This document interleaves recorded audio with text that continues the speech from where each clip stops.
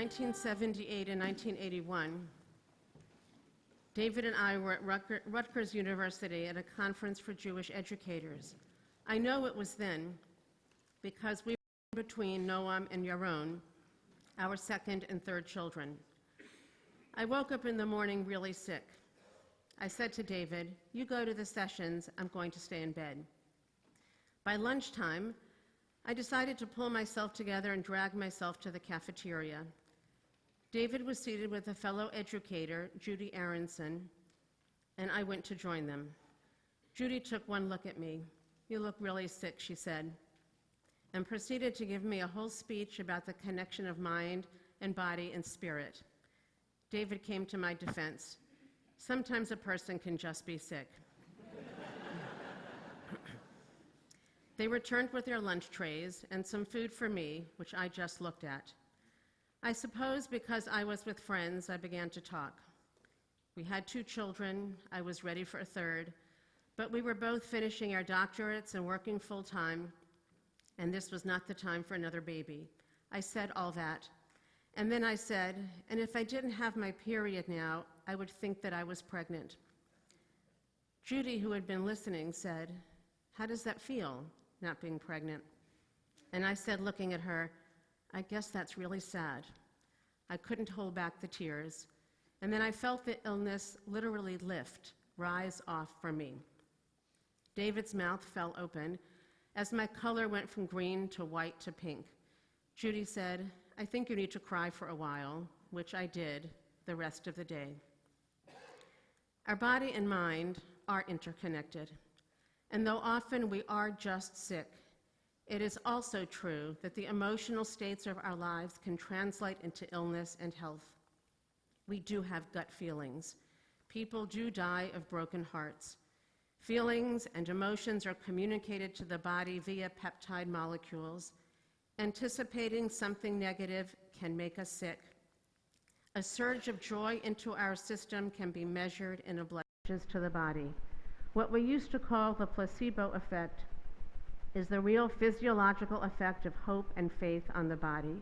What we think, what we believe, how we feel, the totality of our lives cannot be separated from our physical health. It is one. We are one.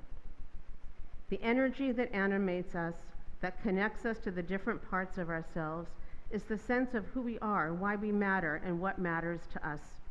And we don't live well without that. Rabbi Harold Kushner recounts the time that a curator of a butterfly museum in South Wales introduced him to the moth with no mouth, a species of caterpillar that lays its eggs and then changes into a moth that has no digestive system, no way of taking in food, so that it dies within a few hours. Nature has designed this moth, he writes, to reproduce, to lay eggs, and pass on the life of the species. Once it has done that, it has no reason to go on living, so it is programmed to die. Are we like that, he wonders? Do we live only to produce children, to perpetuate the human race? Or is there a purpose to our existence beyond simply existing? Does our being alive matter? I'm convinced that it is not the fear of death, of our lives ending, that haunts our sleep, as much as the fear that our lives will not have mattered, that as far as the world is concerned, we might as well never have lived. What we miss in our lives, no matter how much we have, is that sense of meaning. Meaning is the energy that animates our lives. There is a way to tap into this energy, to drill down into this powerful source of energy. It is the story. It is telling our story. But I don't have a story, you say, or I don't know my story, or I don't have much of a story. There is no scale of 1 to 10 when it comes to life stories. Trying to compare and rate my life story with someone else's only keeps me from fully living my own life. It would be, as Rabbi Larry Kushner suggests, like having a B part in someone else's movie rather than starring in your own. Many years ago, my brother's father-in-law, Lou, died way too young. He was an adored and beloved father, husband, grandfather, and his family was deeply bereft. Months later, the extended family was at an amusement park, and at the entrance to the park was a long bank of pay telephones. One of his annoying habits, his widow had noted, was that he couldn't walk past a pay telephone without flicking the change latch at the bottom to see if there was any loose change. A long bank of pay telephones. His widow walked over to one of them somewhere in the middle and flicked the latch, and hundreds of coins poured out from the telephone. 2 weeks ago, we received news that one of our closest friends had died. Lil lived into her 90s. She spoke her mind, she had the mouth of a sailor, she taught our kids to play poker, she was a brilliant therapist and a force for good in our lives. I tried to absorb the news. I sat on the couch at home and the grief welled up in me. Staring out the window, I saw a rush of leaves, 30, 40, 50, I couldn't count them, suddenly falling from a tree. But then I realized that they weren't leaves, they were butterflies. I'm telling you these stories to get your attention, and because they're beautiful, and because the people who experience them know that they are signs of mystery and grace, and because it doesn't matter if it's paid telephones or butterflies, and because you have your stories. Every time a group of us prepares to travel to Israel, I tell the travelers, when you are in Israel, you can stop virtually anyone on the street and ask them, tell me your story. And they will tell you their story. They know why they're alive, how they got to Israel, what their life is about. It's one of the main reasons that Israel is animated by such palpable and different energy. Stop someone here at home on the street and ask them to tell you their story. We would be greeted with quizzical eyes or blank expressions. Disconnected from our stories, we are disconnected from a critical source of life. We become our resumes and our to-do lists. There are moments when life puts the brakes on all that and shifts our perspectives. Preparing for a funeral. When someone we love has died, we don't care anymore about their resume. We care deeply about something else, who they were, who they really were, their life story. We need that for ourselves, now, while we're alive. Stories. 5 years ago, the Veterans Administration Hospitals of the United States began a project called My Life, My Story. In this program, VA staff and trained volunteers conduct interviews with veteran patients and write brief stories about their lives. In addition to honoring their military service, these stories give voice to each veteran's unique life experience, often yielding clinical information that might otherwise go undetected. This is how it works. If a veteran chooses to participate in the program, a trained volunteer interviews them for an hour or less. The volunteer then writes the story of the veteran's life in the first person, with the veteran as the narrator. 1 page to 2 pages, 1 single sheet of paper. The veteran returns the same day or the next and reads the story to the veteran. Something incredible happens. Someone reads to you your life story. Watching videos of these encounters, it is easy to see how moved both the reader and the patient are. The veteran makes changes or corrections, and the story becomes part of their medical record. There are 3 remarkable parts to this project. Connect to your story, listen to someone else tell you your story, and add your story to your medical record. But now I need to tell you another story. I've wanted to tell you this story for many years. It's beautiful and mystifying, but because it's long and because I didn't understand it, I thought it was a good idea to wait. But I'm starting to understand it, and if I don't tell it now, then when? Once, the Baal Shem Tov, the founder of Hasidism, came to his disciples and said, "This is the last year of my life. Each of you will have a role to fill after I'm gone." He pointed to Reb Yaakov. "You will be the storyteller. You will travel from village to village to spread the stories of what has happened here among us." Reb Yaakov cried out, "Holy Master, I would do whatever you want, but please give me a different task. As a storyteller, I would be poor, and traveling from place to place, I would never have a home or a family." The Baal Shem Tov replied, "As for your poverty, perhaps you will be surprised. And as for settling down, one day there will be a sign, and then you will know that your job is completed and you may cease wandering." It all happened as the Baal Shem Tov said.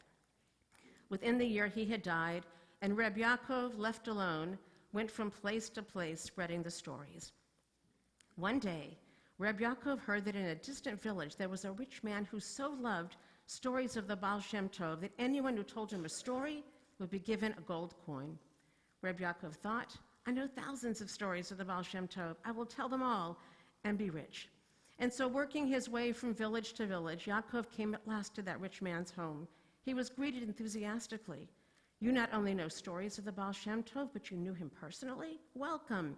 In your honor tonight, I will give a banquet, and I will invite all the people of this village, and they will share in your stories.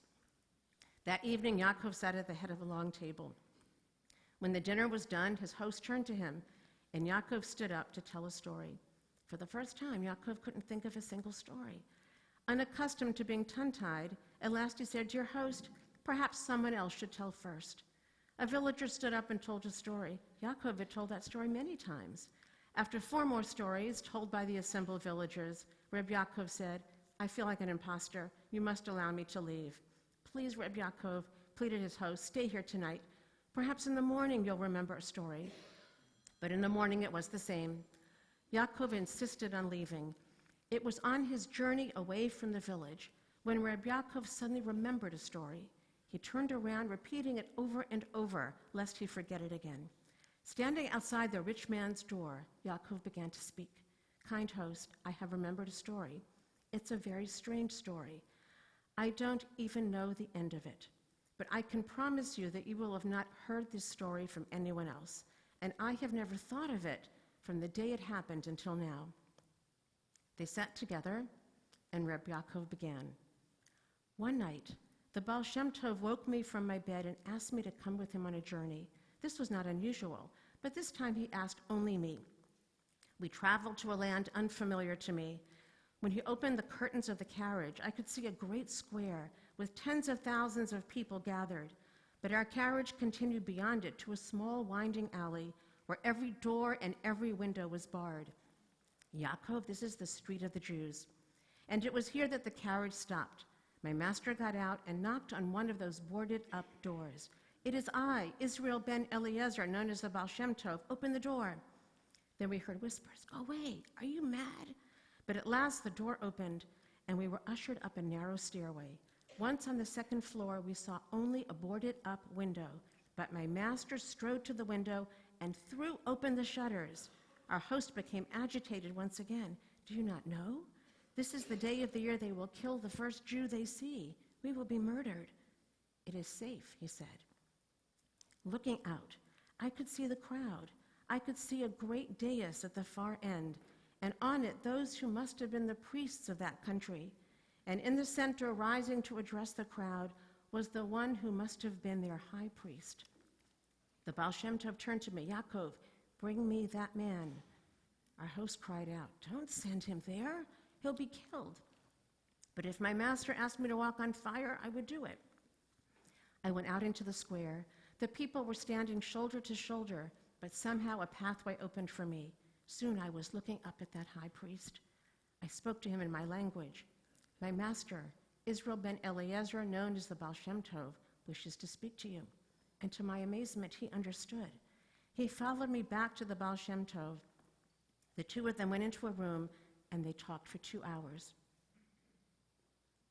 Kind host, that is all I can tell you of that story. When Yaakov looked at that wealthy man, there were tears streaming down the man's face. Yaakov, I can tell you the rest of that story, for I was that high priest. And now the wealthy man began his story. You see, my parents raised me as a Jew, and they raised me well. But when I was a young man, something came over me, and I converted to the religion of that distant country. I found that by speaking ill of my own people, I rose in my new countrymen's esteem, and I began to be filled with more and more hatred. Then one night I had a dream. I dreamt of a room with a long table, and seated around it were people I knew in my dream to be my ancestors. They were looking at a thin, dried object. In my dream, I knew this object to be a human soul. One of my ancestors spoke. Is it not clear that the force of evil has completely overcome the force of good in this soul? Then one man spoke who I knew in my dream was not one of my ancestors, but was the Baal Shem Tov, the master of stories. He stepped forward and touched his finger to that dried soul. Where his finger touched it, it became moist. Slowly the moisture began to spread. Is it not clear, he said, that there is still hope for that human soul? When I woke, I knew that that dream was meant for me, that one day the Baal Shem Tov would enter my life. And so when you came across the square that day, I knew I must go with you. In that little room, I asked the Baal Shem Tov, what must I do to be redeemed? Your sin is very great, he said. There is no guarantee that your prayers can ever be answered. But if they are ever to be heard, you must do what I say. Sell all your property. Divide the proceeds into 3 parts. With 1 part of that money, buy your freedom from your obligations as a high priest. The second third, you must immediately give to those around you in need. And with the 3rd portion, you must go to a distant village and set up a home where it is known that anyone may come and be given food, shelter, and clothing. Perhaps after years you will be made whole again. Holy Master, how will I ever know if my prayers have been heard? You will know that your prayers have reached the gates of heaven the day that someone tells you your story. And so, Yaakov, when you came to my home, I recognized you as the messenger who had come across that square so many years before. I knew that you alone could tell me that story. The creators of the VA hospitals, My Life, My Story, did not know this story, but they draw from the same spiritual wisdom. When we are separated from our life story, our soul becomes dried out and withered. Indifference hardens the soul and leaves it without nourishment. The My Life, My Story project also understands there's something essential and important, even redemptive, about being heard, about being understood, about hearing someone tell you your story. They also understood that mind, body, and spirit are all connected. Our stories should be part of our medical files.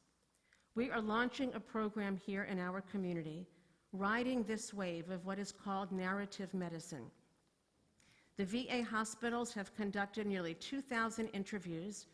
Witness Theater, which we will see at Kol Ami this December, brings together teens and Holocaust survivors in a dramatic, unexpected encounter of life stories. Columbia University Medical School is offering a doctorate in narrative medicine. White Plains Hospital has committed its January grand rounds to narrative medicine. Our program involves churches and synagogues, the White Plains religious leaders, physician practices and medical groups, and White Plains Hospital. Our hope is that we too could upload our own story into our medical file. Our doctors would see it. If we end up in the hospital, when we are often least able to communicate who we really are, the healthcare providers in the hospital would see it. One important page in our medical file, transforming us from patient into person. It may take much of this coming year to launch this project, but you are invited to be part of it now. This afternoon of Yom Kippur, at 3:15 in the chapel in the woods, this day of self-reflection, Cheshbon HaNefesh, we are conducting a workshop of reflections, stories, and listening, the extraordinary magic of these elements together. A small chance to tap into one facet of your life's experiences. It will be your choice which one, and to be part of this pilot project. Our hope is to help each of us to connect to our story and to change the face of medical care in our community. Everyone has a story worth telling, no matter what, no matter the hurt we have caused or felt, no matter our health or sickness, our strength or weakness, no matter how much time we have left on earth, we have a story to tell. Achinoam Nini, a brilliantly talented Jewish-American, Israeli, Yemenite singer and songwriter, got a call from a woman in Switzerland who was facing the end of a terrible terminal illness. She had decided that it was time to say goodbye to this life while she still could. And among her last wishes was that Achinoam would come to her bedside and sing to her. Achinoam said that when you get a call like that, you go. At the time, Achinoam had been creating an album called Letters to Bach, music of Bach set to lyrics in Hebrew and English. But for one piece, her favorite, Cantata number 140, Watchmen of Zion, she couldn't find the words. After this bedside meeting in Switzerland, she found the words. For what is life? A story. The words are on one side of the page at your seat, all of the angels.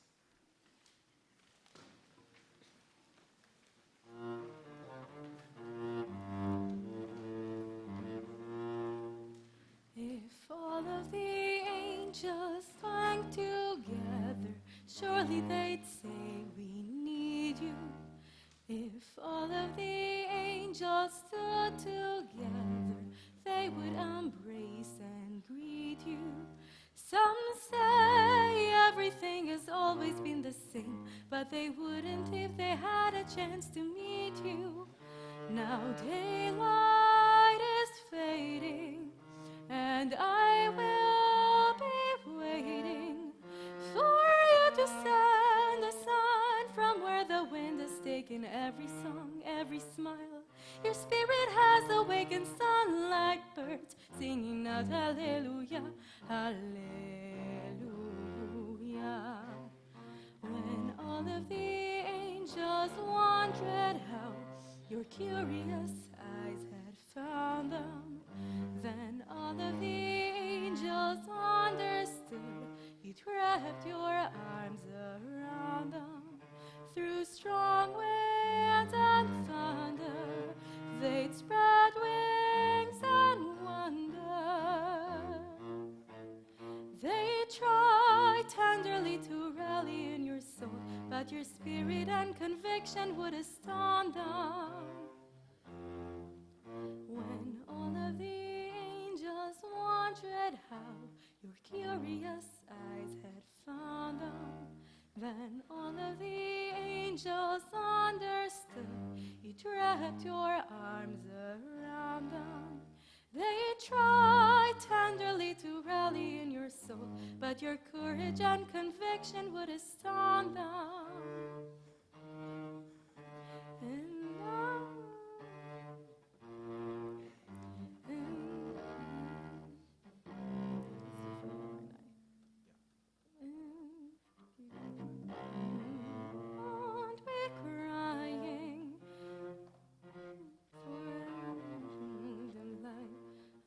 Of freedom, you've escaped a dark, bitter night.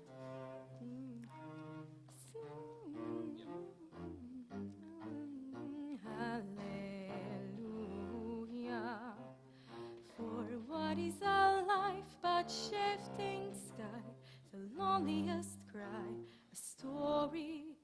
For what is a life but love made gently, or in a blaze of glory? The bliss of creation, the realization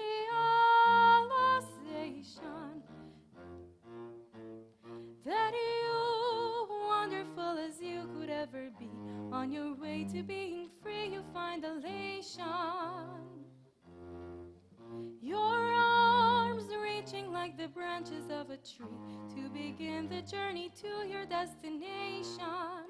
Now daylight is fading, and I will be waiting for you to send a sign from where the wind has taken every song, every smile. Your spirit has awakened sun like birds, singing out hallelujah, hallelujah.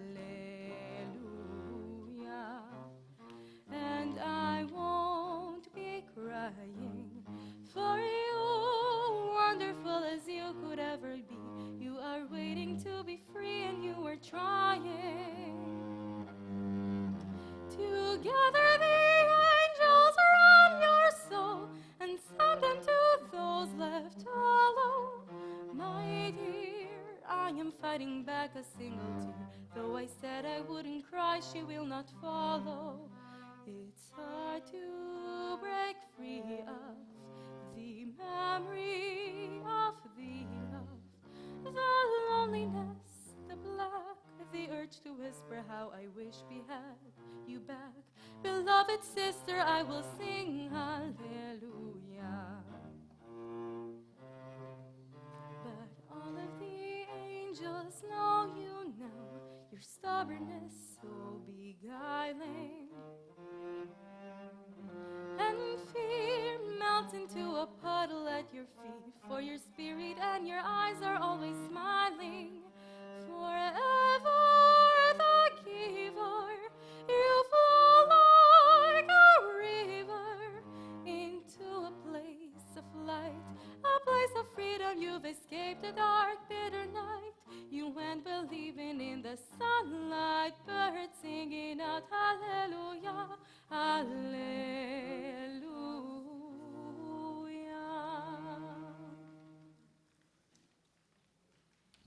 I have told you so many stories over these years, but there's one story I haven't told you. Yours. It's a story you need to hear. I hope the rest of the day brings you strength and vision and fulfillment. Shalom, Rabbi Israel.